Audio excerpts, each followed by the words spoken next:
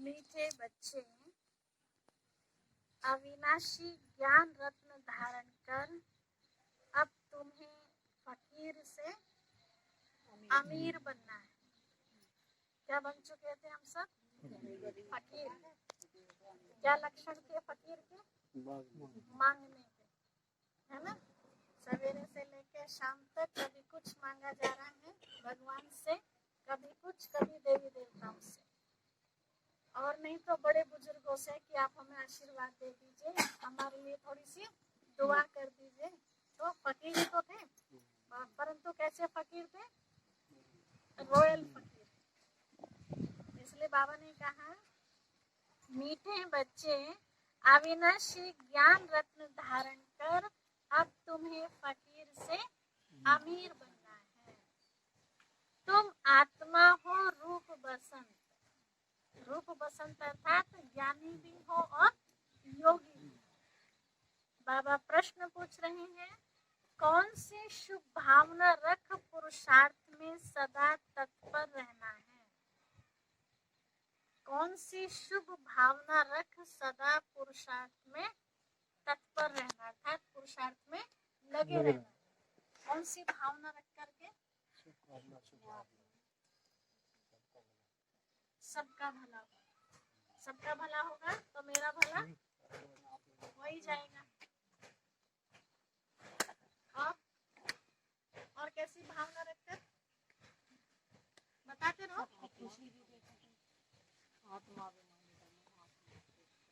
आत्मा समझ के आत्मा देखो, इस भावना से देखो। बाबा ने क्या कहा? उत्तर है, सदा यही शुभ भावना रखनी है कि हम आत्मा सतो प्रधान थी, हमने ही बाप से शक्ति का वर्षा लिया था, अब फिर से ले रहे हैं। इसी शुभ भावना से पुरुषार्थ का सतो प्रधान बनना है। ऐसे नहीं सोचना कि सब सतो प्रधान थोड़ी बनेंगे। सोच लेते हैं ना, सीट तो एक ही है, कौन कौन बैठेगा उस सीट पर, सब थोड़ी बनेंगे। सर्विस से ताकत लेनी है, ऐसा पुरुषार्थ करना है, ऐसी सेवाएं करनी है जो ताकत मिलती रहे। याद की यात्रा में रहने का पूरा पूरा पुरुषार्थ करना। कल बाबा ने कहा था ना, कैसे भी करके, है ना, याद में जरूर रहो। अब कैसे भी करके अलग अलग युक्तियां हम रचे। अंदर कमरे में गर्मी लग रही है तो खुले में बैठ के भी याद करो। बाबा ने कभी कहा फोटो के सामने बैठ के याद करो। जहाँ जो स्थान चुना है, एक फिक्स किया, वहीं बैठ के याद करो। नहीं, चलते फिरते, है ना, कार्य जहाँ सुविधा लगे कि आराम से हम बाबा को याद कर सकते हैं, ऐसे हम याद करें। गीत है, इस पाप की दुनिया से कहीं दूर ले चले। तब तो बाबा को ले जाने की जरूरत ही नहीं है। अब तो हमने देख लिया ना वो ठिकाना, कहाँ जाना है। रोज जाते हैं सभी। हाथ खड़ा करो, कौन कौन जाते हैं? सब जाते हैं। बहुत अच्छे। ओम शांति। यह है पढ़ाई। हम क्या कर रहे हैं? पढ़ाई कर रहे हैं। ये पढ़ाई है, हर एक बात समझनी है, और जो भी सत्संग आदि है वह सब है भक्ति। ये सत्संग नहीं हो रहा है, ये क्या हो रही है?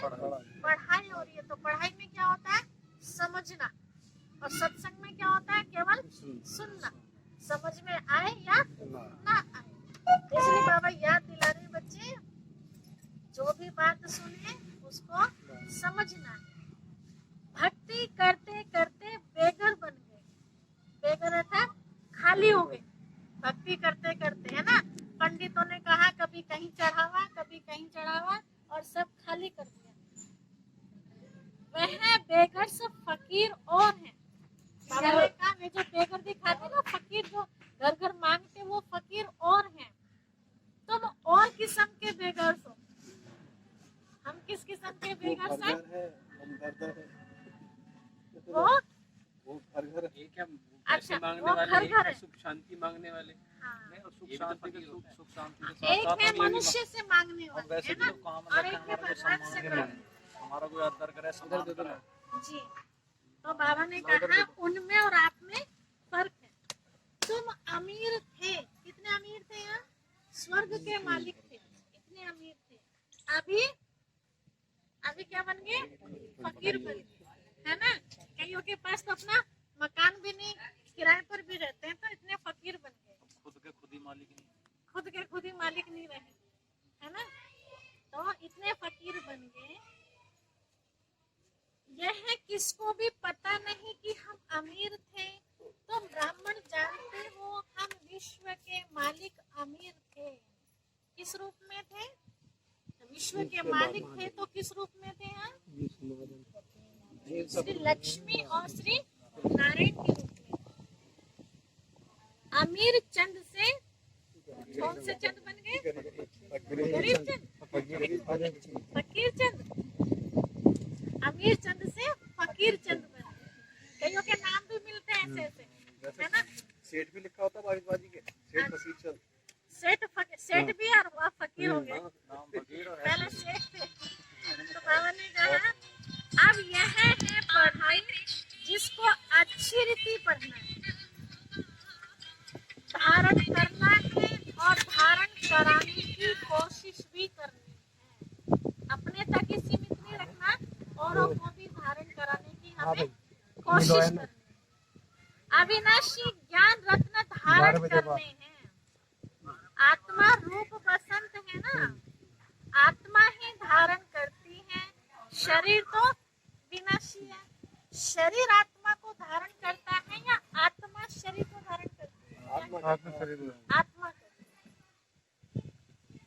काम की जो चीज है नहीं होती है तो उसको जला देते हैं। किसको? शरीर को। काम की चीज तो निकल गई। शरीर भी काम का नहीं रहता तो उसको फिर जैसे चीज काम की नहीं, जैसे लकड़ी काम की नहीं है, जला दो। काम की है तो रख लेंगे, मैं दरवाजा बनाना, ये बनाना, स्टूल बनाना, कुछ भी। ऐसे शरीर भी काम का नहीं तो उसको भी जला देते हैं। आत्मा को तो नहीं जलाते, जलाएंगे भी तो जलेगी? जलेगी नहीं, पकड़ में ही नहीं आ रही हो, पकड़ में ही नहीं आएगी। हम आत्मा हैं। जब से रावण राज्य हुआ है तो मनुष्य देह अभिमान में आ गए। कब से रावण राज्य हुआ? द्वापर युग से। तो देहभान में आ गए। कैसा देहभान आ गया? जैसे जिसके अंदर जो विशेषता, तो विशेषता का ही अभिमान आ गया। देह अभिमान में आगे मैं शरीर हूँ, ये पक्का हो जाता है। आत्मा तो अमर है। अमरनाथ बाप आकर आत्माओं को अमर कहानी सुनाते हैं। वहाँ तो अपने समय पर अपनी मर्जी से एक शरीर छोड़ दूसरा लेते हैं, क्योंकि आत्मा मालिक है। जब चाहे शरीर छोड़े और जब चाहे शरीर ले। कहाँ? सतयुग में। वहाँ शरीर की आयु भी बड़ी होती है। कितनी होती है? 150 से 125 से 150, 125 से 150 आया था मुरली में अभी 4 वो त्रेता में, वो त्रेता में।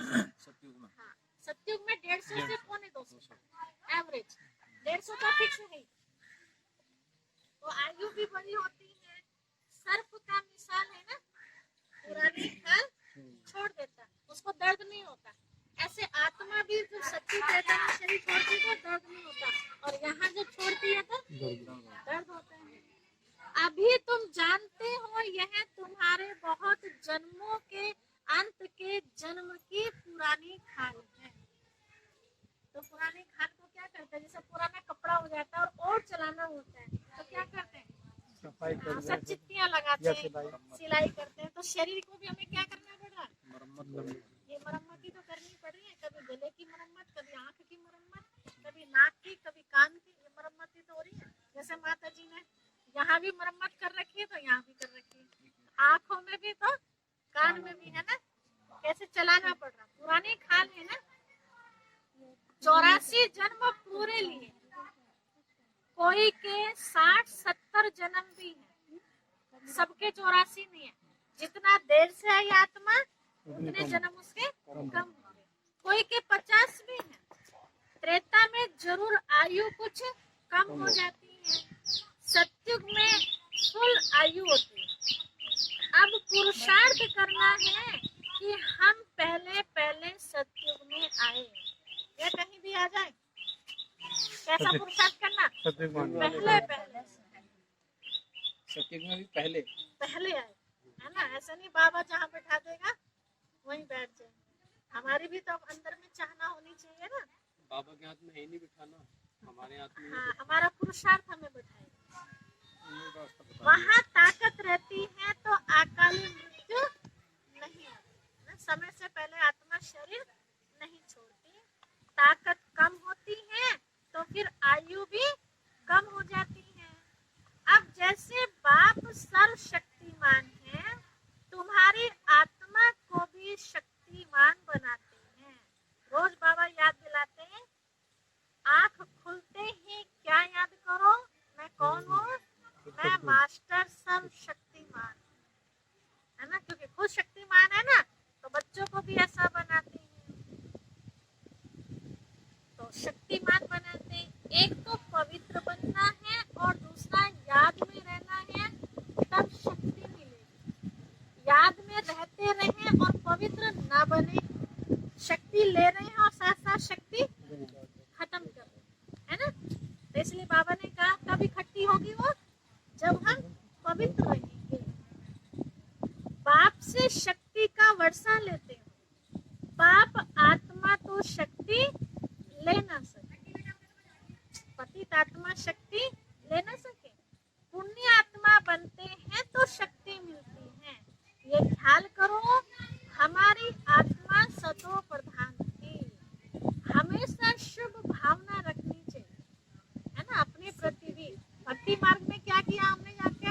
मैं नीच हूँ, मैं पापी हूँ, मैं कपटी हूँ, मैं छली हूँ, वैसे बन गए। सारी डिग्री बता दी क्या हूँ मैं। बाबा कह रहे याद करो कि तुम क्या थे, उस स्वरूप को याद करो, तुम ऐसा बन जाएंगे। तो ऐसी अच्छी भावना रखनी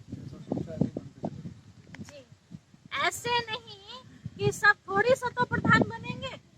अब बाबा ने लक्ष्य दे दिया लक्ष्मी नारायण बनने का, तो कई बच्चे क्या सोचते हैं, बाबा ने तो कह दिया पर सब थोड़ी बनेंगे। तो जहाँ जिसके अंदर में आगे सब थोड़ी बनेंगे, वही पुरुषार्थ दम होगा। कोई तो सतो भी होंगे ना, कोई तो सतो भी होंगे, तो रजो में भी होंगे, फिर तो तमो में भी होंगे। तो बाबा ने कैसे ख्याल नहीं करो, है ना। मुझे बनना है, छोटी बात नहीं सोचो।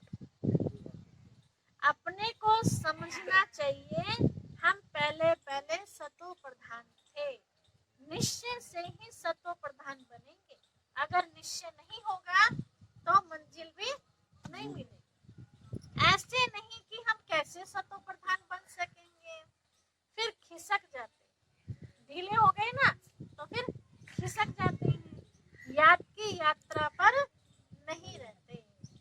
जितना हो सके पुरुषार्थ करना चाहिए। अपने को आत्मा समझ सतो प्रधान बनना है। इस समय सब मनुष्य मात्र कैसे बन गए? तमो प्रधान बन गए, है ना। किसी को भी ऐसा नहीं कह सकते कि ये तमो प्रधान नहीं है। छोटा सा बच्चा है, वो भी क्या है? आत्मा तो वही आ रही ना पुनर्जन्म लेकर के। तुम्हारी आत्मा भी तमो प्रधान है। हम सोचे हम सतो प्रधान बन गए, नहीं, बनने का प्रयास जारी है। बने नहीं है, जिस दिन बन जाएंगे यहाँ तमो प्रधान दुनिया में दिखाई भी नहीं देंगे। सब तमो प्रधान, बस परसेंटेज है ना।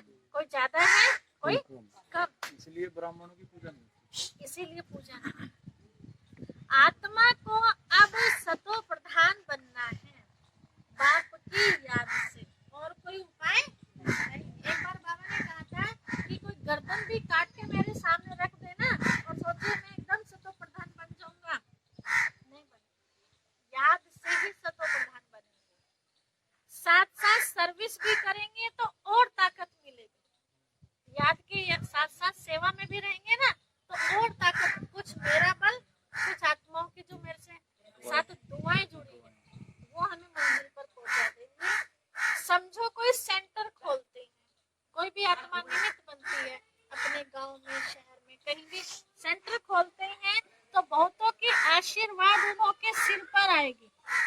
क्यों आएगी?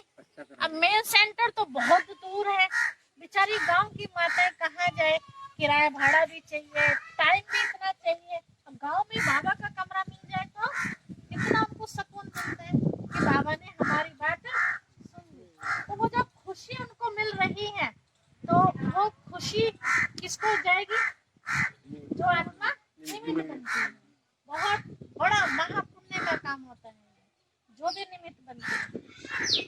तो बहुतों की आशीर्वाद उनके सिर पर आएगी। मनुष्य धर्मशाला बनाते हैं कि कोई भी आए विश्राम पाए, तो जो भी विश्राम करेगा वहाँ, है ना, तो उसके अंदर से दुआ, तो वो खुश होना माने दुआएं ऑटोमेटिक, उसे कहने की जरूरत नहीं कि जिसने धर्मशाला बनाई भगवान उसका भला करना, उसकी खुशी ही समझो दुआ, और उसी का दुख समझो बददुआ, है ना, भले मुंह से ना कहे। आत्मा खुश होगी ना, रहने वालों को आराम मिलता है, तो उसका आशीर्वाद बनाने वाले को मिलता है, जो भी निमित्त बनते हैं। फिर परिणाम क्या होगा? धर्मशाला बनवाई, हॉस्पिटल बनवाया, किसी ने कॉलेज बनवाया, है ना, बच्चियां कहीं बाहर बाहर जाती दूर, कई माता पिता भेजना पसंद नहीं करते गांव के बाहर, और वो कॉलेज वहां बन जाए तो कन्याओं को कितनी खुशी होगी और माता पिता को कितनी खुशी होगी कि अब हमारे बच्चे भी यहाँ पढ़ लेंगे, तो उसको भी दुआएं मिलती है। भले वो फीस ले रहे हैं, फीस तो वो भी ले रहे थे जो शहर में थे, है ना, लेकिन सुविधा मिल गई, तो कितनों के आशीर्वाद। तो परिणाम क्या होते हैं? दूसरे जन्म में वह सुखी रहेगा। दुआएं इतनी सारी इकट्ठी कर ली ना तो सुख मिलेगा, मकान अच्छा मिलेगा, धर्मशाला बनवाई तो मकान अच्छा मिलेगा, हॉस्पिटल बनवाया तो निरोगी काया मिलेगी, और कॉलेज बनवाया तो दिमाग अच्छा मिलेगा, है ना। तो कितनी अच्छी बात है। अकेले नहीं बना सकते, मिलके बना लीजिए, तो कुछ तो परसेंटेज में मिलेगा ना हमें भी।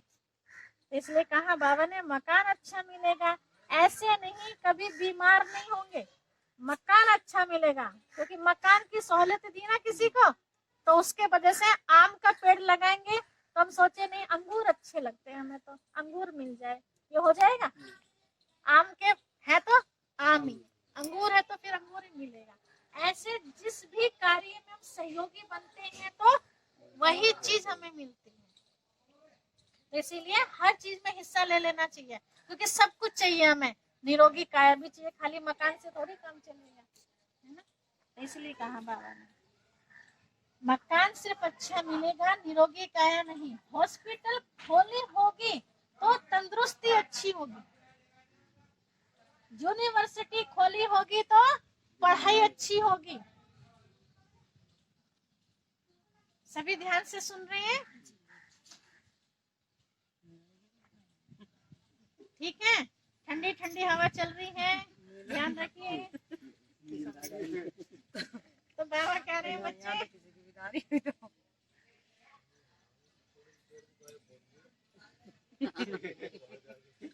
आज यही काम कर रही। तो क्या करना है? सब कुछ लेना है तो सब कार्यों में हिस्सा लेना है। तुम पुरुषार्थ से 21 जन्मों के लिए प्रारब्ध बनाते हो, बाकी वहाँ हॉस्पिटल, कोर्ट, पुलिस आदि होगी। कहाँ? अभी तुम चाहते हो हम सुख धाम में चले, वहाँ वजीर होगा नहीं, क्यों नहीं होगा? वहाँ वजीर की जरूरत ही नहीं पड़ती, झगड़ा ही नहीं होगा, तो झगड़े के लिए वजीर की जरूरत पड़ती है, वहाँ राय की जरूरत राय की जरूरत पड़ती है। तो राय की वहाँ जरूरत नहीं, क्यों? बाबा इतना शक्तिशाली दिमाग दे देता है हमें कि हमें किसी से राय लेने की जरूरत ही नहीं पड़ती। यहाँ राय लेनी पड़ती है। थोड़ा सा कपड़ा भी खरीदने लगे तो कईयों को देखे ना, भाई ये कपड़ा ठीक है कि नहीं, लेंगे फिर भी अपनी मनपसंद का ही, लेकिन दिखाएंगे 4 लोगों को, है ना। सच्ची में ऐसी कोई जरूरत नहीं। राज दरबार चलाने के लिए भी हमें किसी से राय सलाह की जरूरत नहीं पड़ेगी। ऊंच खुद महाराजा महारानी, वह वजीर की राय थोड़ी लेंगे।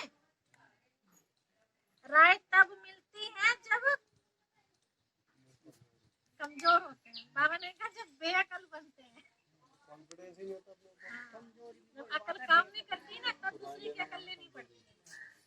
जब विकारों में गिरते हैं तो अकल भी चट हो जाती है, खत्म। रावण राज्य में बिल्कुल ही बेअकल तुच्छ बुद्धि बन जाते हैं, इसीलिए विनाश का रास्ता ढूंढते रहते हैं। अकल काम नहीं करती, उलझनों में ऐसे फंस जाते हैं, काम ऐसे कर बैठते हैं, जब कोई रास्ता नहीं दिखाई देता तो क्या करते हैं, फिर सोचते हैं इससे अच्छा तो मर जाए वो बढ़िया। फिर कहीं फांसी का रास्ता ढूंढेंगे, कहीं जहर खाने का, कहीं ट्रेन में नीचे कटने का, फिर वो मौत का रास्ता ढूंढते हैं। कम अकल वाले जो समझदार होते हैं वो ठिकाना बदल देंगे, वो परिवार से अलग हो जाएंगे, लेकिन मरने का कभी नहीं, जो समझदार होगा। इसलिए बाबा ने कहा ऐसे तुच्छ बुद्धि बन जाते हैं, इसीलिए विनाश का रास्ता ढूंढते रहते हैं। खुद समझते हैं हम विश्व को बहुत ऊंच बनाते हैं, परंतु यह और ही नीचे गिरता जाता है। अब विनाश सामने खड़ा है, देख रहे ना चारों तरफ, बताने की जरूरत नहीं, पहले तो बताना पड़ता था, अब तो सबको दिखाई दे रहा है। तुम बच्चे जानते हो हमको कहाँ जाना है, अपने घर जाना। याद है सबको घर। हम भारत की सेवा कर दैवी राज्य स्थापन करते हैं, फिर हम राज्य करेंगे। पहले स्थापन करेंगे तभी तो राज्य करेंगे, या स्थापना कोई और करेगा और राजा बन के हम बैठ जाएंगे, ऐसा तो नहीं होगा ना। तो मेहनत करेंगे, फिर आराम से बैठ के खाएंगे। गाया जाता है फॉलो फादर, किसको फॉलो करना है, ब्रह्मा बाबा, है ना, इतना ऊंच हमें पुरुषार्थ करना है। फादर सोल सन, सन सोल फादर। पहले बाबा अपने बच्चों को आगे दिखा रहा है, बच्चों का काम क्या है, बाबा का शो। बच्चे जानते हैं इस समय शिव बाबा ब्रह्मा के तन में आकर हम बच्चों को पढ़ाते हैं। समझाना भी है, जैसे हम समझ रहे ऐसे दूसरों को हमें समझाना भी है। हम ब्रह्मा को भगवान व देवता नहीं मानते। ये पूछते हैं ना कि तुम इस बाबा को भगवान मानते हो क्या, तो क्या बताएंगे, मानते नहीं। किसको भगवान मानते हैं, किसको भगवान मानते हैं, यहाँ आ रहे हैं ना हम, भगवान को याद करते हैं ना। कौन है भगवान, शिव बाबा भगवान है। ब्रह्मा तो भगवान नहीं है, ब्रह्मा तो शिव बाबा का बच्चा है। ऐसे हम सब भी उनके बच्चे, तो उनके दिमाग से निकालनी है ये बात कि ब्रह्मा भगवान नहीं है। यह तो पतित थे, हमारे जैसे गृहस्थी थे। बाप ने पतित शरीर में प्रवेश किया है। झाड़ में देखो ऊपर चोटी में खड़ा, कल वृक्ष में दिखाते हैं ना, सबसे ऊपर खड़े ब्रह्मा बाबा पतित हैं, फिर नीचे पावन बनने के लिए तपस्या कर रहे हैं। फिर जड़ में दिखा है ब्राह्मण तपस्या कर रहे, ब्रह्मा बाबा के साथ तपस्या करने वाले हैं ब्राह्मण।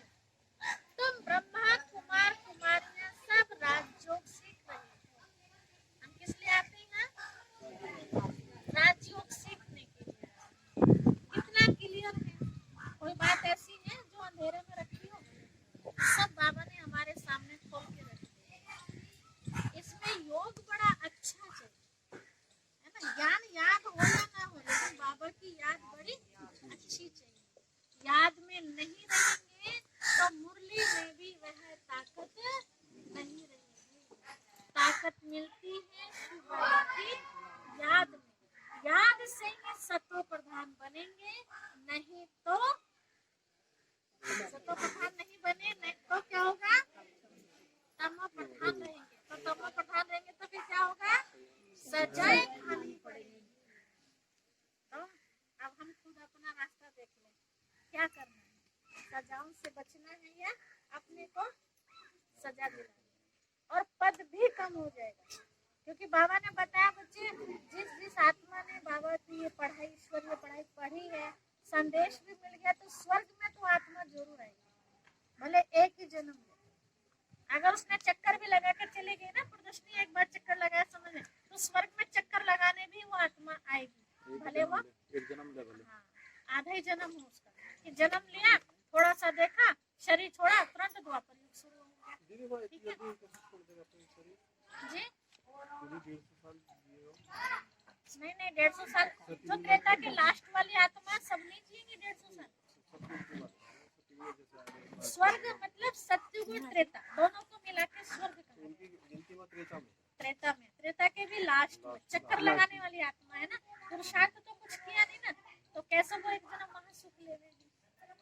तो थोड़ा सा हिस्सा एक जन्म के लिए तो बाबा कहें कि अगर प्रदर्शनी भी कहीं लगा दिया, किसी को आपने समझा दिया, उसने एक बार बाबा की कह दिया, तब भी आ जाएगा, भले एक जन्म ले, तो वो लास्ट वाले ही बिल्कुल लास्ट ऐसा जन्म। तो इसलिए त्रेता के कहा लास्ट में होगा एक जन्म में। तो भले ज्ञान याद रहे ना रहे, लेकिन बाबा की याद जरूर बनी रहे। तो मूल बात है याद की, जिसको ही भारत का प्राचीन योग कहा जाता है। गीता में जो कहा गया है, जो लोग विदेशों में जाके सीखते है ना, उनको तो पता नहीं है, ये है वो योग। याद से ही सतो प्रधान बनेंगे। नॉलेज का किसको पता नहीं। आगे के ऋषि मुनि कहते थे, क्या कहते थे ऋषि मुनि? रचयिता और रचना के आदि मध्य अंत को हम नहीं जानते। नेति नेति कह के चले, तुम भी आगे कुछ नहीं जानते थे, हम भी कहाँ जानते। अब कितनी जानकारियां मिल गई हैं। इन 5 विकारों ने ही तुमको बिल्कुल वर्थ नॉट पेनी बना दिया, बिल्कुल कौड़ी जैसा बना दिया, किसी भी काम के नहीं रहे ना। अब जब से बाबा के बने, किसी काम के नहीं, तो कैसे पता चलता है? कोई हमें पूछता था क्या पहले? लेकिन जब से बाबा के बने, सेवाओं में निकले, तो लोगों ने पूछना चालू, तो इसका मतलब वैल्यू हमारी बढ़ने लगी। तो किसके कारण बढ़ी? बाबा के कारण हमारी वैल्यू बढ़ गई। तो और ज्यादा वैल्यू बढ़ानी है तो क्या करना है? और ज्यादा मैदान में उतरना पड़ेगा, सेवा के क्षेत्र में उतरे, है ना। तो इसलिए कहा बाबा ने, बच्चे अभी यह पुरानी दुनिया जलकर बिल्कुल खत्म हो जानी है, कुछ भी रहने का नहीं है। जो कुछ देख रहे हैं ना, सब ये पेड़ भी परिवर्तन हो जाएंगे, ये खेत खलिहान सब परिवर्तन हो जाएंगे। क्या दिखाई देगा? क्या दिखाई देगा? कलर दिखाई देगा, सुंदर सुंदर बगीचे दिखाई देंगे। यहाँ तो फूल उगाने पड़ते हैं, वहाँ नेचुरल नेचुरल जब सतयुग आ जाएगा तभी। हाँ, फूल बोने नहीं पड़ेंगे, प्रकृति अपने आप ही बीज ऐसा बनाएगी, अपने आप ही सुंदर। तो बाबा ने कहा ना, विनाश होगा तो कितनी खाद मिलेगी इस धरती को, खाद डालने की जरूरत है। यहाँ तो खाद डालनी पड़ती है, कितना उसको सींचना पड़ता है पौधे को। बाहर वाले को सींचना लग जाएगा तुम्हारा सर। तो बाबा की बात है नहीं, तो बोलने करो बाबा ने कहा। तो इसलिए कहा बच्चे, दुनिया जानती नहीं है, कुछ भी रहने का नहीं है। वो तो कितना दूर दूर तक का सपना देख रहे, ये करेंगे ये करेंगे ये करेंगे, और कल भर का।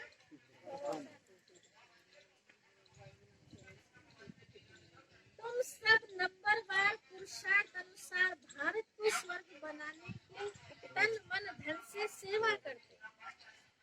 प्रदर्शनी में भी तुमसे पूछते हैं, लोग पूछते हैं ना प्रदर्शनी में, अलग अलग तरह के प्रश्न करते हैं, तो बोलो हम भी के अपने ही तन मन धन से श्रीमत पर सेवा कर राम राज्य स्थापन कर रहे हैं ना। इसी तरह के कई लोग प्रश्न पूछते हैं, इतना सब खर्चा कहाँ से आ गया? गवर्नमेंट देती है क्या? कई बार ऐसा आपकी कोई तनख्वाह आती है क्या? तो बाबा के बच्चे क्या जवाब देते हैं? तनख्वाह आती है? आती है तनख्वाह? दीदी ज्ञान सरोवर बन रहा था, जी, तो एक रिपोर्टर दादी के पास गया, तो दादी से कह रहा था, दादी इतना लाख करोड़ रुपए लगेंगे, कहाँ से ला रहे हो? दादी ने कहा कि 5 लाख ब्राह्मण है, डेली 1 रुपया भी डालेंगे तो डेली 5 लाख रुपए आएंगे। आप देख लो कैसे। तो रिपोर्टर भी हैप मान गया। हाँ, किसी का इतना बड़ा परिवार हो तो उसे सोचने की जरूरत है, कोई जरूरत नहीं। तो कहा अपने ही तन मन धन से हम भारत को स्वर्ग बना रहे हैं। गांधी जी तो ऐसे ही कहते थे कि श्रीमत पर हम राम राज्य स्थापन करते हैं। गांधी जी तो ऐसे ही कहते थे, लेकिन श्रीमत क्या पता थी उनको कौन सी मत से स्वर्ग बनेगा। बेचारे ने मेहनत तो बहुत की है ना, लेकिन उस लक्ष्य को प्राप्त कर न सके। तो वो बापूजी आए थे, उन्होंने कहा मैं करूँ। गांधी जी का त्याग किया ना उन्होंने इतना। तो बाबा ने गांधी जी को लेटर भी लिखा था बाबा ने, जो तो आप कर रहे हो ऐसे सत्य में नहीं आएगा। इंग्लिश में लेटर लिखा था, वो लेटर मेरे पास भी था, पढ़ा था वो लेटर। तो गांधी जी के ही तो 3 बंदर है, रोजगार नो एविल नो सिविल। उन्हीं बंदरों का जिक्र उन्होंने चल रहा कोशिश तो पूरी की ना, वे स्वर्ग बनाना तो पूरा नहीं देखो, पूरा ना सुनो ना दीदी करो। ब्रह्मचर्य का पालन उन्होंने बहुत किया था।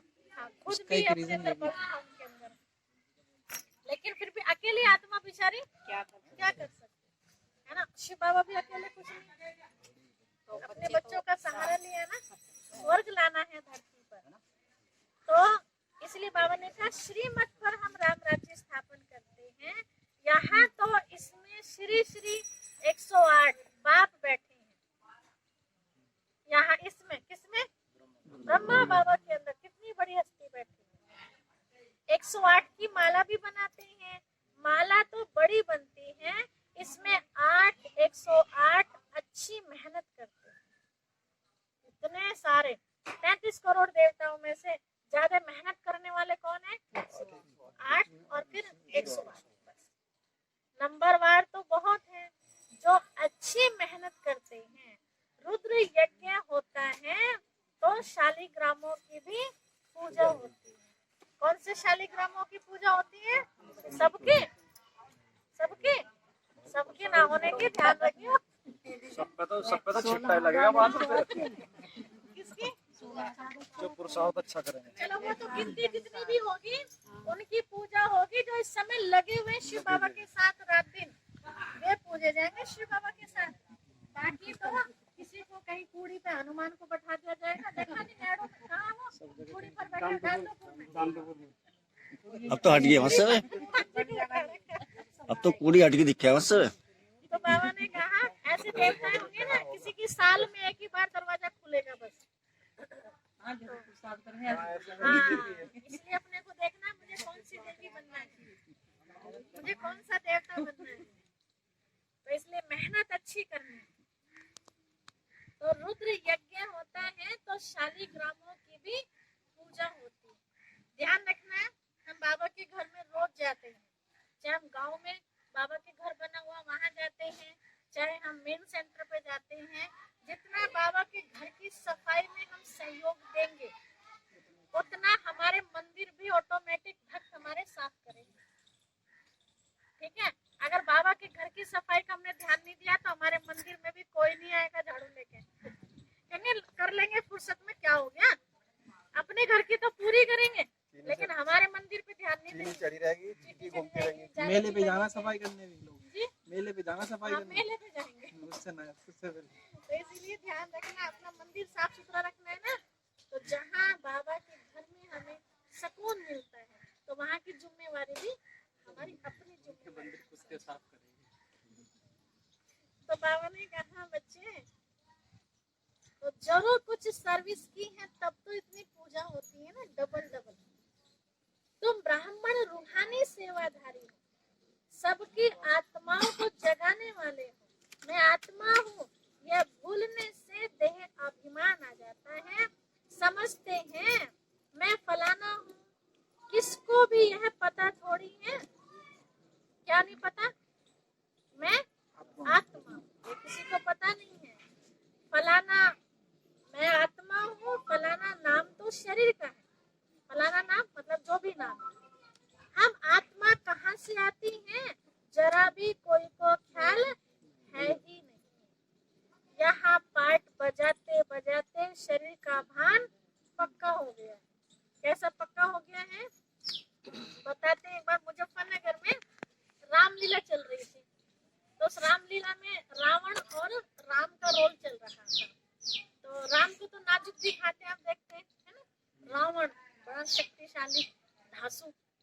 तो उसका उसके पास कुछ हिसाब किताब होगा पैसों का लेन देन का, है ना। अब उसने कहा ऐसे तो ये देने वाला है नहीं, तो जब ये स्टेज पर आएगा ना तभी से मैं पकड़ूंगा, है ना। रावण को लेना था पैसा, जो राम बना हुआ था उससे। तो वो स्टेज पर आया, वो मारता रहा, उसको मारता रहा, वो मरे ही ना। रावण बार बार बाण चलाए, वो मरे ही ना। ऐसे पकड़ के ऐसे फेंक दे, बड़ा परेशान हो गया। तो फिर रावण ने कहा पहले तू बता तू है कौन। तो उसने कहा मैं राम हूँ। कहा सही सही बता तू कौन है। कहा मैं राम हूँ। 3-4 बार जोर से चिल्ला के बोला सही बता रहे, नहीं बताया तू कौन है। तो बोला मैं श्री, कुछ ऐसा नाम था उसका, लौकिक नाम, कि मैं वो हूँ। अब बताइए तो इसे क्या कहेंगे, क्या कहेंगे। जो पाठ बजा रहा था वो पाठ थोड़े समय का था, उसका जो असली पाठ था वो आ गया। अब असली पाठ क्यों बन गया उसका, जन्म जन्म से वो किस नाम से पुकारा जा रहा था, तो वो उसके अंदर समा गया, है ना। तो इस जन्म में भी जैसे वो पुकारा जा रहा था तो वो रमा हुआ था, ऐसे हम भी, जिसका भी जो भी शरीर का नाम है तो वो हमें पक्का है ना। तो बाबा वही चीज तो हमें बुलाने के लिए कह रहे हैं, ये देह भान आत्मा का भान पक्का था, देह का भान नहीं था। ऐसी दुआ पर के बाद अब देह का भान पक्का हो गया, अब देह अभिमानी अब उसका मेहनत करनी पड़ रही है। मेहनत करनी चाहिए। इसलिए बाबा ने कहा बच्चे तुम आत्म अभिमानी बनो, तुम युद्ध के मैदान में हो। ये है युद्ध, शास्त्रों में तो दिखा दिया देवताओं का असुरों का युद्ध, है ना। ये है युद्ध, आत्मा और परमात्मा का यह मेला है। गायन है आत्मा परमात्मा अलग रहे बहुकाल, इनका भी अर्थ नहीं जानते। सुनते आ रहे हैं ये सब बातें, लेकिन इनका भी हम अर्थ नहीं जानते। अब बाबा ने बताया गायन है ना, इनका अर्थ तुम अभी जानते हो।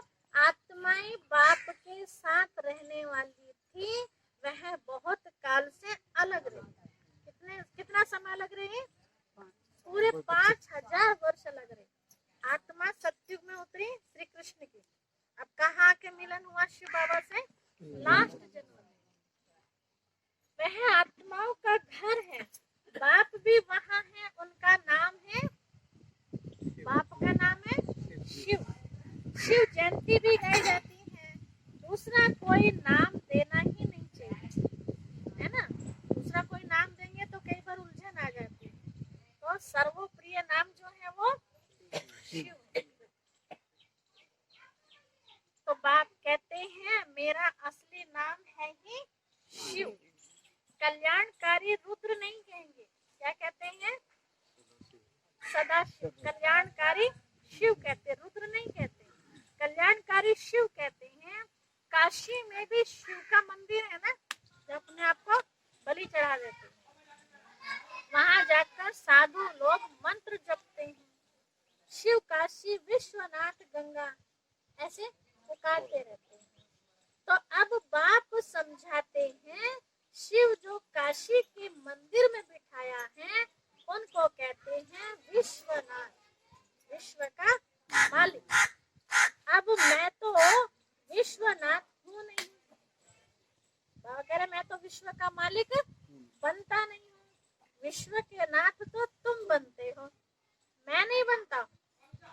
ब्रह्म तत्व के नाथ भी तुम बनते हो, परम धाम के भी मालिक हम बच्चे, तो इस सृष्टि के भी मालिक हम बच्चे।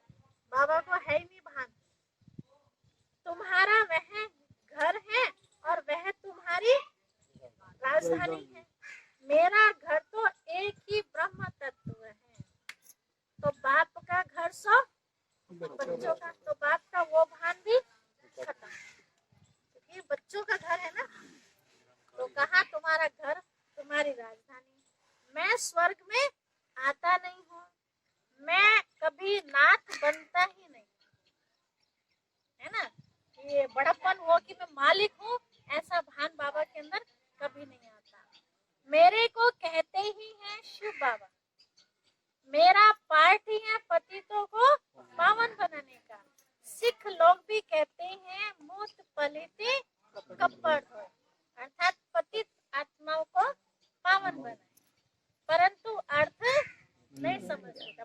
कपड़े धोने की बात है।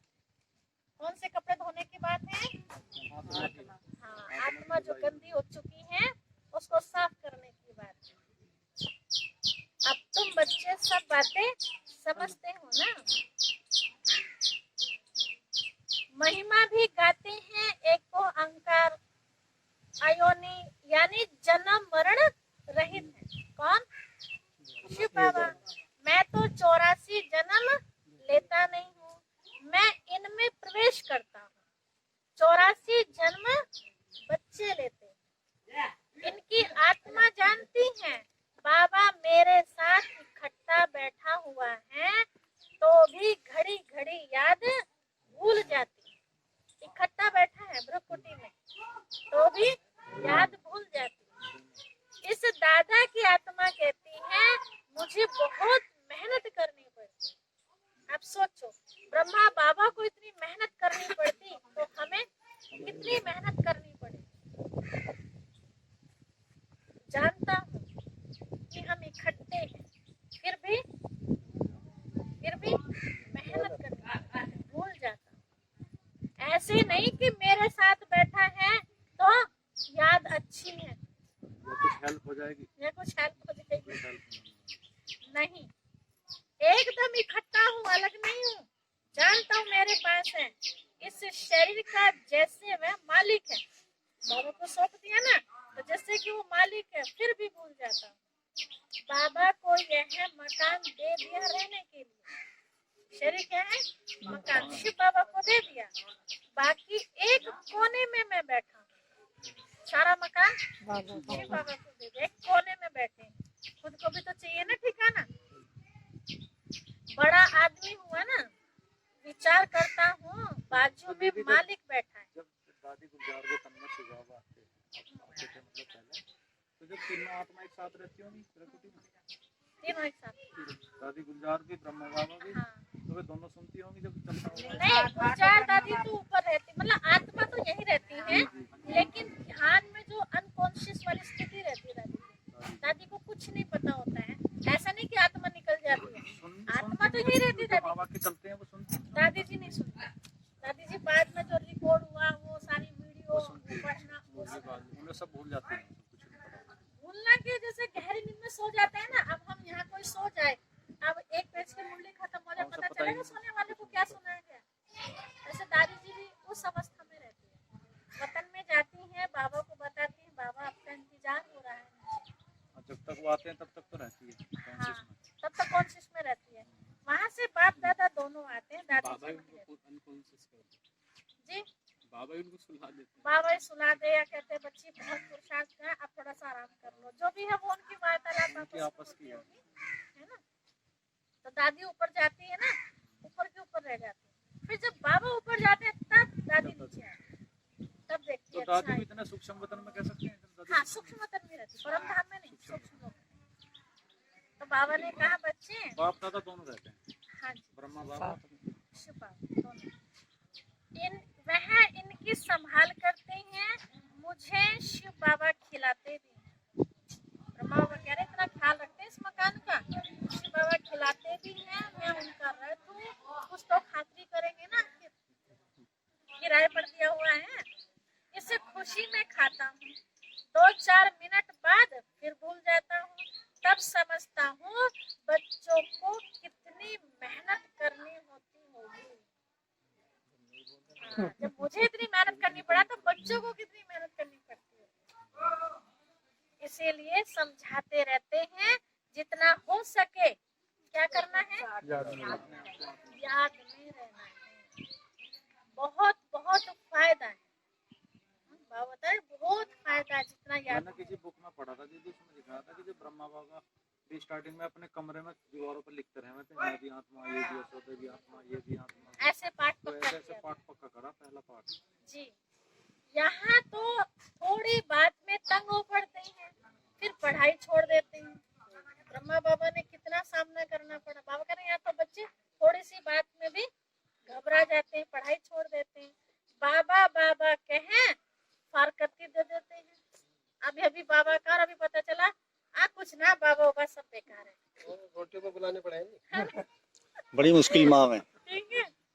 वही ऐसे भी फारकती दे देते हैं, फिर ठोकर लगती है, कहते हैं नहीं बाबा ये जो कुछ भी है जब ज्यादा परेशानी नहीं आ बचा रखा था हमें अभी तक, नहीं तो पता नहीं क्या हालत है। समस्याओं में तो याद करें बाबा को। समस्या में गिर जाते हैं। बाबा तो बनेंगे, दुख में करें सुख में ना, सुख में कोई नहीं करता। जी। बाप को अपना बनावंती, बाबा को अपना बना लेते, बाप को अपना बनावंती, ज्ञान सुनावंती। ठीक है, बाबा ने ये कहा, बाबा ने ये कहा, सबको सुनाते हैं। पसंदती, पसंद भी कर लिया, मैं बाबा की, बाबा मेरा, बाकी सबकी लाइन क्लियर होगी, हटाओ सब लाइन से, है ना। फिर दिव्य दृष्टि से स्वर्ग देखंती,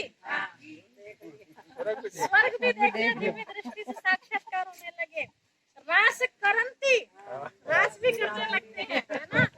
और अहो माया मुझे फारकती देवंती भगन, सारे काम कर लिए, फिर भी माया इतनी चतुर निकली, ले गई। तो कितनी शक्तिशाली है माया, बताइए। जो बाबा के लिए कौन से जो लेटर लिखे वो तो चले गए जी, जो विश्व का मालिक बनाते उनको फारकती दे देते हैं, बड़े बड़े नामी ग्रामी भी फारकती दे देते हैं। ठीक है, जिनसे कभी हम उम्मीद नहीं रख सकते कि वे इतनी अच्छी क्लास कराते हैं, इतना अच्छा सेवाओं में भाग लेते हैं, कभी व्यर्थ में जाते ही नहीं, आज पता चला तो गायब। तो माया कितनी शक्तिशाली, कम नहीं है माया, इसलिए संभल के रहना। कोई सोचे ना अरे माया हमारा ना बिगाड़ने की कुछ भी, समझ लो उसी दिन माया की नजर आपके ऊपर पड़ गई, सुन लेती है। हाँ वो सुन, अच्छा बड़ी चैलेंज जब उसे चैलेंज कर रहे हैं इसलिए ध्यान रखना, तो चैलेंज भी करो तो अंदर ही अंदर करो। तो बाबा ने कहा अभी तुमको रास्ता बताया जाता है, ऐसे नहीं कि हाथ से पकड़ करके ले जाएंगे, भाई रास्ता दिखा दिया, आपको खुद चलना है ना। इन आंखों से तो अंधे नहीं है, भाई सेंटर दिखा दिया एक बार, बाबा कह रही इन आंखों से तो अंधे नहीं कि हाथ पकड़ के लाना पड़ेगा, चलो भाई मुरली सुनने चलो। हाँ, ज्ञान का तीसरा नेत्र तुमको मिलता है, ये आंखें तो पहले से मिली हुई है, तीसरा नेत्र मिलता है। तुम सृष्टि के आदि मध्य को जानते हो, यह 84 का चक्र बुद्धि में फिरना चाहिए। तुम्हारा नाम है क्या? स्वदर्शन चक्रधारी। स्वदर्शन चक्रधारी। एक बाप को ही याद करना है, दूसरे कोई की याद न रहे, पिछाड़ी में ये अवस्था रहे, यही अवस्था हमें मंजिल पर पहुंचाती। जैसे स्त्री का पुरुष से लव रहता है, उनका है जिस्मानी लव और तुम्हारा है रूहानी लव। तुम उठते बैठते पतियों के पति, बापों के बाप को याद करो। दुनिया में ऐसे बहुत घर हैं जहाँ स्त्री पुरुष तथा परिवार आपस में बहुत प्यार से रहते हैं, बहुत आज के टाइम भी ऐसी फैमिली बहुत प्यार से रहते हैं, घर में जैसे स्वर्ग लगा रहता है, इतना प्यार घर में जैसे स्वर्ग। ये हमने मसूरी में देखा, हवेली में 2 बेटे हैं माता जी के और दोनों के बच्चे, 6 बच्चे, 3 उनको 3 उनको। तो शुरू में जब सेवा स्टार्ट की, बाबा का घर वहाँ बन रहा था, तो उनके यहाँ रहने का मौका मिला। कितने दिन तक तो मुझे ये नहीं पता चला कि कौन सी भाई के कौन से बच्चे, और 2 चूल्हों में खाना बनता था, वो छोटी बहू अलग खाना बनाती थी वो अलग, लेकिन ये नहीं पता मुझे चला कितने दिन तक कि उसके बच्चे कौन से हैं।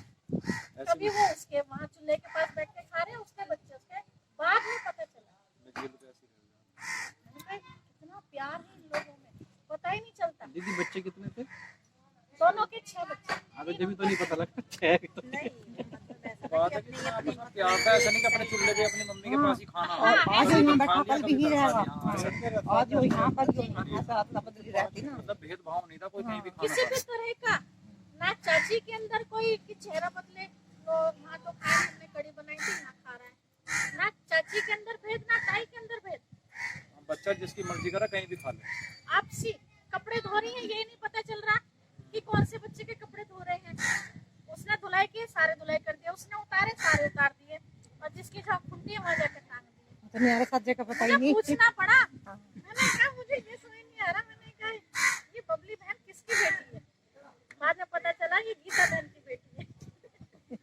तो बताइए, तो स्वर्ग में कितना प्यार होगा, इसी से मन अंदाजा लगा। अच्छा, यहाँ हमने देखा ही इनके घर पे अक्षय भाई के, अक्षय भाई के घर इनके पे यहाँ हमने कई बार देखा, ये भी शायद इनका पता नहीं चलता, पता बाद में चला कि चाचा के हैं सब एक जगह अपना घूम फिर रहे हैं जी। हाँ, अब तो पता चल गया, शुरू में अब हमें जब भी बार नहीं बार पता आने से चला। पता चला, अभी तो ऐसे ही इनके यहाँ भी ऐसे ही है। तो स्वर्ग में कितना होगा सोचो, आज के टाइम भी वैसे ऐसे परिवार दीदी बहुत कम है, बहुत कम है। बहुत कम। बहुत कम है, उन्होंने तो दुनिया को रोका हुआ है, नहीं तो दुनिया कहाँ से मेरे तो है जी, 10 रेस्टोरेंट जी। तो कभी चाय की दुकान हुआ करती थी बस, उनके 5 बेटे थे, आज वो 5 बेटे भी है ना दादा बने हुए हैं, रसोई एक है। आज भी पांचों के बिजनेस अलग है, हाँ, लेकिन रसोई एक है। तो इसलिए कहा बाबा ने, बाबा के समय भी ऐसी देखो अब तो ऐसे बहुत कम है, वहाँ पे सारे ही ऐसे होंगे, वहाँ सारे ऐसे। में सारे ऐसे होंगे। तो आपस में इतना प्यार होना चाहिए। दुनिया में ऐसे बहुत घर हैं, बाबा के समय तो बहुत होंगे ना, इसलिए बाबा ने कहा उस समय साकार में बहुत घर हैं जहाँ स्त्री पुरुष तथा परिवार आपस में बहुत प्यार से रहते हैं।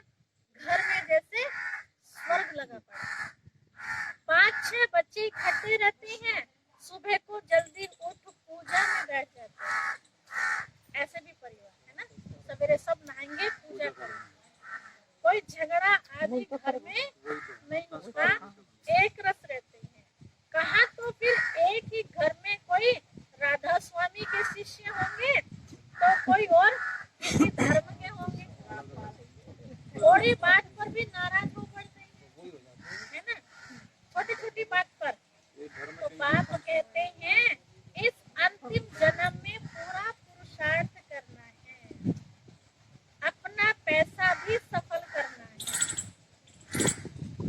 इस अंतिम जन्म में पूरा पुरुषार्थ करना, अपना पैसा भी सफल कर अपना कल्याण करो, तो भारत का भी कल्याण होगा। तुम जानते हो हम अपनी राजधानी श्रीमत पर फिर से स्थापन करते हैं।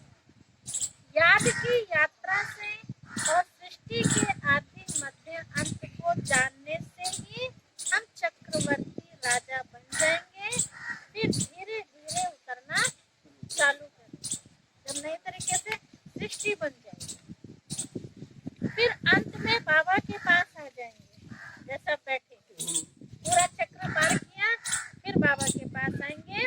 श्रीमत पर चलने से ही बस ये लाइन जो दीदी, ये लाइन ही मुझे बड़ी बेकार लगा है, क्योंकि हमारा पहले ऐसी होना माता जी का टक्कर लगी जाए ना, हमारे फिर मारेगी, तो ये माता जी जो इसमें दुख हो। इसमें उससे पहले जो परेशानी अब झेल रहे हैं वो वो झेलनी पड़ेगी। फिर बाबा कहते हैं एक दुख की बात फिर आप- याद संगम नहीं युग में चेंज होने का मौका मिलना चाहिए। फिर आप साक्षी हो के नहीं देख रहे हर चीज। संगम युग में ऐसा मौका मिलता है कि भाई चलो अब से हो गया, कुछ ज्यादा मेहनत कर लोगे तो बच जाओगे। बच जाओगे। तो हम कबीर में भी तो वही तो हुआ था, साथ कर रही थी तो बच गई, हाँ जी।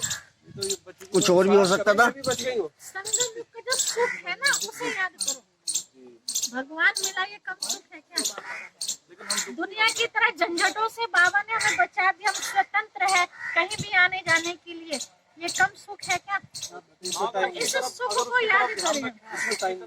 हाँ, उन चीजों को हम याद ही ना करें ना, वो साइड सीन है।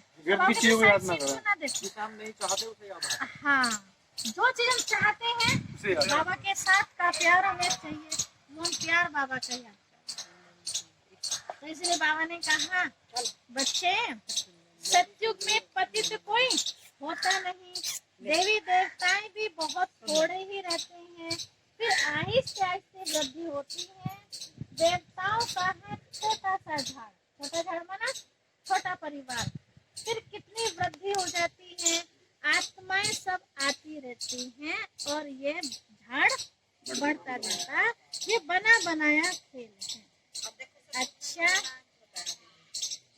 और 33 करोड़ देवी देवता, ये तो कहाँ का था। हाँ, वो त्रेता तक वो भी अब नहीं, त्रेता तक 33 करोड़। अरबों होंगे, करोड़ों का अरबों में, बहुत ज्यादा है, पता ही नहीं चलती संख्या का, क्योंकि दिन का दिन बढ़ते जा रहे हैं। अच्छा, मीठे मीठे सीखे लगे बच्चों प्रति माता पिता बाप दादा का याद प्यार और गुड मॉर्निंग। रूहानी बाप की रूहानी बच्चों को नमस्ते। हम रूहानी बच्चों की भी रूहानी माता पिता बाप दादा को याद प्यार नमस्ते नमस्ते सदा रहो। और जब कहा जाए तब तो मुस्कुराए, और बाकी फिर वैसे ही तो ऐसा होना चाहिए। सदा शब्द है ना, सदा मुस्कुराते है ना, मुस्कुराते हुए सबको अच्छे लगते हैं।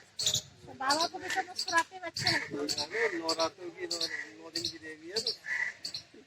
अच्छा जी, धारणा के लिए मुख्य सार पहली पॉइंट है रूहानी सेवाधारी बन आत्माओं को जगाने की सेवा करनी है।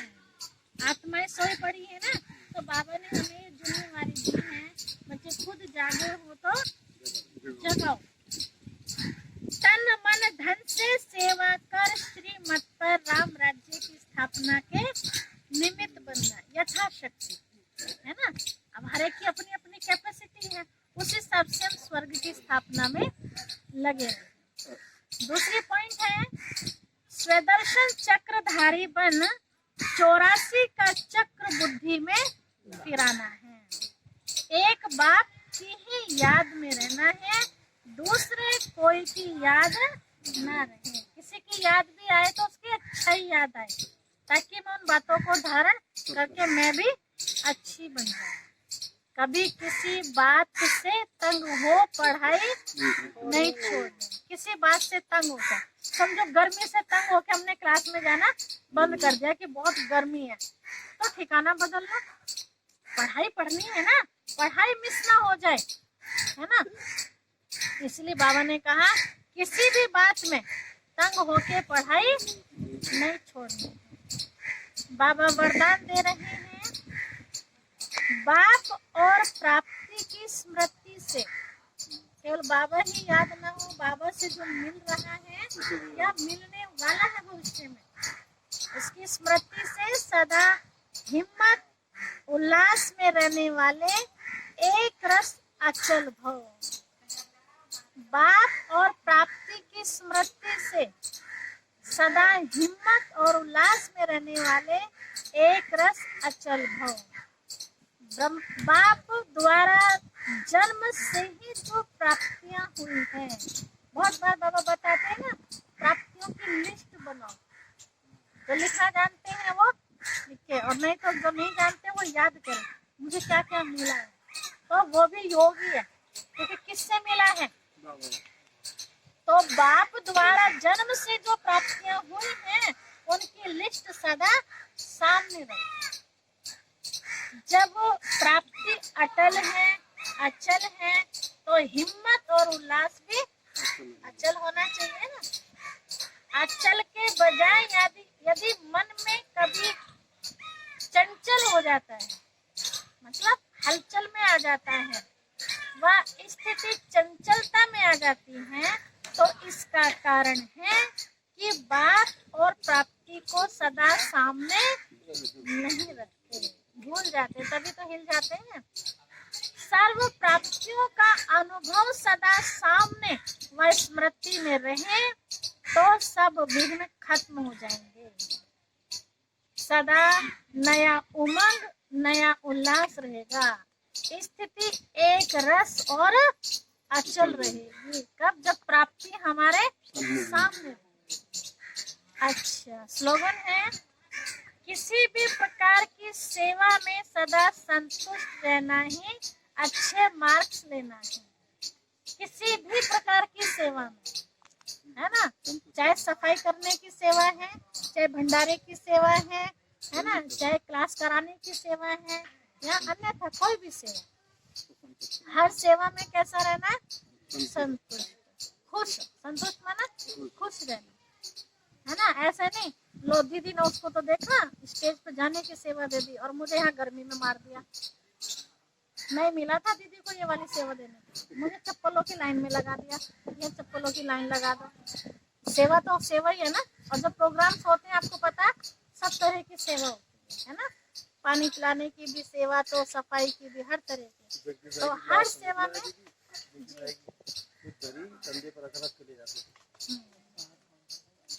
पता था ना मैं जो कर रहा हूँ इसका कितना बड़ा मुझे भाग्य मिलने वाला। सेवा में जो भी हम काम करें ना, उसको काम नहीं, सेवा सेवा समझेंगे तो कुछ भी फील नहीं होगा, और सेवा के बदले काम समझेंगे तो फिर वो बोझ। जी सेवा के मार्क्स नहीं मिलेंगे, स्तुति के मार्क्स मिलेंगे। हाँ जी, भाषण करने वाले को बाबा की याद नहीं है, झाड़ू लगाने वाले को याद है, तो बाबा की नजरों में कौन है? तो मुझे बाबा की नजरों में रहना है, ये हमें अपने आप को चेक करना है। तो किसी भी प्रकार की सेवा में सदा संतुष्ट रहना ही अच्छे मार्क्स। तो आज बाबा के साकार महावाक्य थे, मीठे बच्चे अविनाशी ज्ञान रत्न धारण कर अब तुम्हें फकीर से अमीर। कैसे अमीर बनेंगे? बाबा ने कहा तुम्हारे ये एक एक वाक्य कितने रुपए के हैं? 1,00,000 रुपए के, केवल सुनने तक, है ना। फिर हम इनको धारण करते, दूसरों को कराते तो पद्मों तक पहुंच जाता है। तो इतनी हम कमाई, कितने वाक्य सुने आज? हाँ, गिनती किए कितने लाख कमा लिए हैं बैठे बैठे? नहीं कर सकते, है ना। तो तभी तो हम फकीर से अमीर बनते हैं। तुम आत्मा हो रूप बसंत। बाबा ने कहा यहाँ की जो ज्ञान रत्न है ना, ये तुम्हारे भविष्य में स्थूल रत्न बन जाएंगे। ठीक है, ये ज्ञान रत्न स्थूल रत्न बन जाएंगे। आपने एक पॉइंट पकड़ी रोज की एक भी, तो आप बाबा के घर से 1,00,000 रुपए लेके जा रहे हैं। सोचो कितनी भारी कमाई करके आप जा रहे हैं। 1 घंटे में ऐसा कोई होगा दुनिया में 1,00,000 रुपए कमाता हो? यहाँ भी काम आती हो। तो इसीलिए बाबा ने प्रश्न पूछा था, कौन सी शुभ भावना रख पुरुषार्थ में सदा तत्पर रहना है? कौन सी भावना रखनी है? आत्मा। कौन सी आत्मा? मैं सतो प्रधान आत्मा थी, अब मुझे सतो प्रधान ही बनना है। ऐसा नहीं सोचना कि सब थोड़ी सतो प्रधान बनेंगे, फिर तो गए काम से। अगर मन में ऐसा आ गया तो ठीक है, फिर तो वो वाली कहानी सिद्ध हो जाएगी। बताते हैं एक बार कि किसी गांव में काल पड़ गया था, तो वहां का राजा बड़ा परेशान हो गया था। तो परेशान होकर के किसी संत जी के पास वो पहुंचे। संत जी ने कहा आपके गांव में काल खत्म हो जाएगा, सब हरा भरा हो जाएगा, एक काम करना। बोला क्या? कि आपके गांव में जितने भी हैं आपके राज्य के अंदर, उन सबको बोलना कि कोई कुआं तैयार करना पशु पक्षियों के लिए, कि सबको उस कुएं के अंदर 1-1 लोटा दूध डालना है, और टाइम बता देना प्रभात का, कभी भी डाले, रात के समय ना 2 बजे से 4 बजे तक का टाइम बता दिया, उस समय आके डालेंगे। सबने ये बात सुनी, भाई अपने राज्य का काल खत्म करना है, हरा भरा करना है, ये तो बहुत अच्छी बात है। और थोड़ा सा तो काम बताए, 1 लोटा दूध ही तो डालना है। वो दिन आ गया जब दूध डालना था। किसी एक के मन में आया ख्याल कि सब दूध डालेंगे, मैंने अगर पानी डाल दिया तो किसको पता चल रहा है? ठीक है, और अंधेरा, वैसे रात का टाइम है ना, कौन देख रहा है? राजा भी ना देखने वाला। तो वही हुआ, एक के मन में आया, उसका वाइब्रेशन दूसरे को गया, उसके मन में आया, फिर तीसरे को, फिर ऐसे सबके मन में वही बात आ गई, लेकिन पता किसी को नहीं एक दूसरे का। अगले दिन जब वो टाइम आया, कुआं भर गया, राजा ने जाके देखा ये क्या, एक बूंद उसके अंदर दूध नहीं। पूछा भाई पानी किसने गिरा? डायरेक्शन क्या था? दूध डालने का, और डाला क्या? पानी। तो पता चला कि कहा महाराज मेरे मन में ख्याल आया था ऐसा कि सब तो दूध डालेंगे, 1 लोटा पानी डल जाएगा तो पता थोड़ी चलेगा। पता चला धीरे धीरे सबके मन में वो ख्याल आ गया। ऐसे ही मैं एक आत्मा ये सोचूं, बाबा के कमरे में योग चल रहा है, 24 घंटे का योग रखा, कोई बैठा होगा, मैं आराम कर लेती हूँ, है ना, कोई ना कोई तो बैठा ही होगा वहाँ, पता चला दूसरे के मन में भी कोई तो बैठा ही होगा वहाँ, और बाबा का कमरा खाली।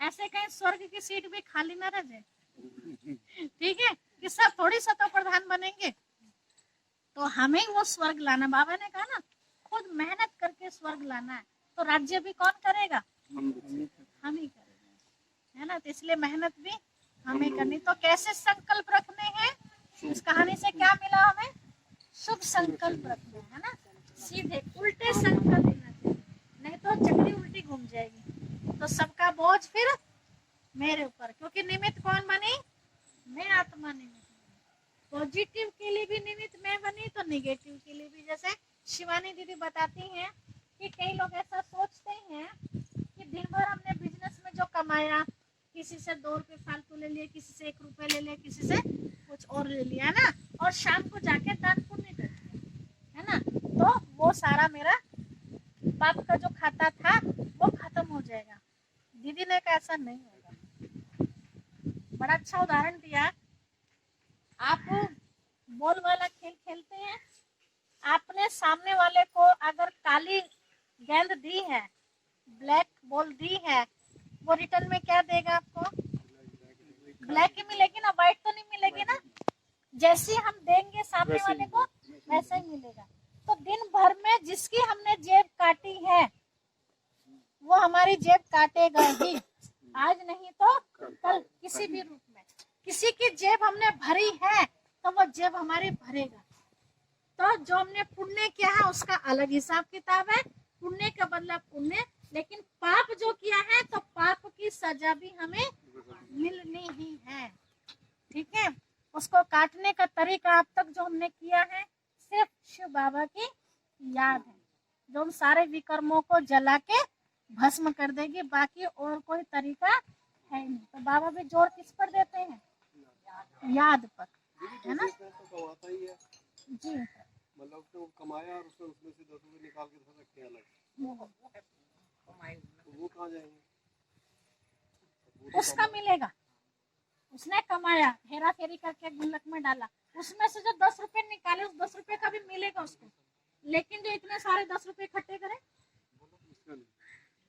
उसका उसी रूप में मिलना, ऐसे दोनों का हिसाब अलग है। हाँ, तो जो 90 रुपए हैं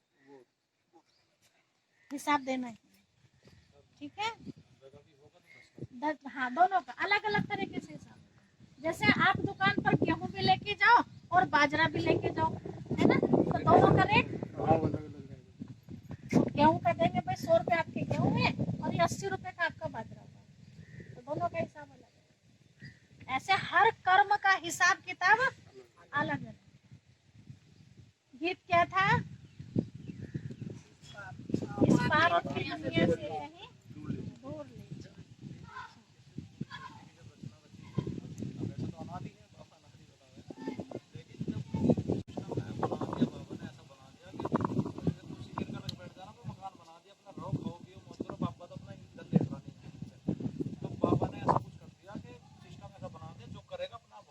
हाँ जी,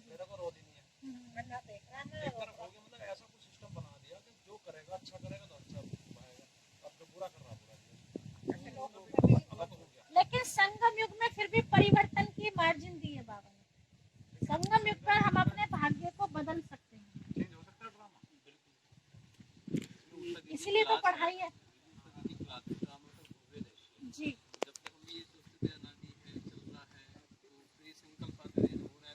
फिर क्या करना,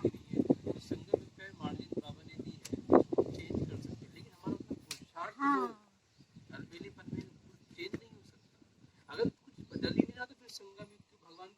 जरूरत क्या थी। ड्रामा तो एक तरीके से जो निराशावान आत्मा है जिससे गलती हो गई है उसके लिए बनी बनाई बन रही है, वो इसलिए कहता है कि जो हो गया आपके पास में जो बीत गया उसको आप चेंज नहीं कर सकते, बस कहते हैं उसे भूल जाओ, आने वाले को आप चेंज कर सकते हैं, आने वाले को आप चेंज कर सकते वो आपके हाथ में। ड्रामा सिर्फ फ्यूचर के लिए है, पास्ट के लिए नहीं होता। भविष्य आपके हाथ में, आप कैसा